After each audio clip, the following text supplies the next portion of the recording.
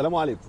عملت فيديو قلت فيه بلاش تسمع اي حد يقول لك ما تسافرش وهو مسافر. طبعا في شباب كتيره جدا نفسها تسافر، بس انا عرضت المشكله، بس كان واجب عليا اكمل الموضوع. اللي فيها مشكله كبيره جدا ان انا عايز اسافر وغيري عايز يسافر. طب اسافر فين واروح فين؟ اسافر ازاي؟ وبقى في لخبطه كتيره جدا في النقطه دي. طيب في الفيديو ده انا هقول لك الدول اللي ينفع تسافرها في الوقت الحالي والدول اللي ما ينفعش تسافرها في الوقت الحالي، ولو حد عرض عليك فيزا او عقد عمل في الدول دي اعرف ان هو بنسبه 90% بينصب عليك. في البدايه كده الدول اللي ما ينفعش تسافرها في الوقت الحالي في خلال اللي انا بصور لك في الفيديو ده، نبدا بالكويت. بما ان انا واحد في الكويت، فالكويت حاليا قافله، فاي حد يقول لك هسفرك الكويت عقد عمل فهو بنسبه كبيره جدا نصاب ومش هيعرف يسفرك، ان الكويت حاليا قافله للمصريين. الدوله الثانيه اللي ما ينفعش اي حد يقول لك هسفرك فيها وتصدقه لو قال لك هسفرك قطر.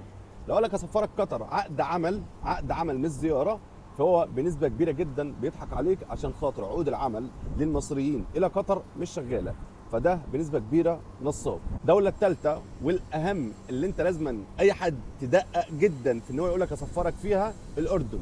الاردن في الوقت الحالي تقريبا بنسبه كبيره قافله للمصريين، فبيطلبوا مبالغ كبيره جدا عشان يدخلوك الاردن. فاي حد يقول لك هسفرك الاردن وبرقم قليل هو بيضحك عليك. والافضل ان الرقم اللي مطلوب حاليا في عقود العمل للاردن رقم كبير جدا، فما تفكرش تسافر بالرقم ده، ان هي اصلا قافله في الوقت الحالي للمصريين. الدول اللي ينفع تسافرها في الوقت الحالي وتعرف تروحها عقود عمل، انت تقدر تروح عقد عمل سلطنه عمان. سلطنه عمان من الدول المحترمه جدا وينفع تسافرها في الوقت الحالي عقد عمل. الدوله الثانيه ينفع تسافرها في الوقت الحالي هي البحرين. مملكة البحرين في الوقت الحالي تقدر تسافرها عقد عمل ينفع للمصريين يسافروها، مفيش أدنى مشكلة. الدولة الثالثة اللي ينفع تسافرها في الوقت الحالي هي السعودية.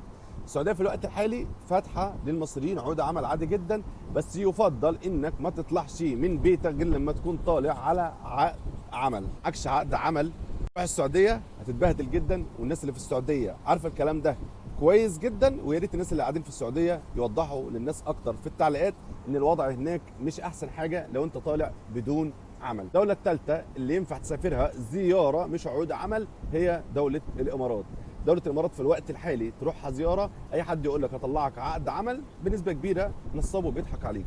طيب دولة الإمارات مين اللي يسافرها؟ أنا وأنت والناس كتيرة جدا. دولة الإمارات مش شبهنا وما ينفعش إن إحنا نسافرها. دولة الإمارات عايزة حد رايح يتصور صور كويسة، إنما أنا وأنت عايزين نشتغل وعايزين ناكل لقمة عيش، فالإمارات مش بتاعتنا. كتيرة جدا راحت الإمارات وما ظبطتش معاها، وده بسبب ان فيها السوق مفتوح جدا وما فيش فرصه عمل كتيره جدا للناس اللي هي رايحه تسعى على عمل عماله. انما لو شخص معاه مؤهل ومعاه مؤهل كويس جدا ومعاه لغه كويسه جدا، انت مكانك تقدر تروح الامارات وتعرف توفر لنفسك فرصه عمل كويسه جدا. انما انا وانت وناس كتيره اللي شبهنا اللي راح تدور على عماله او الكلام ده، الامارات مش لينا.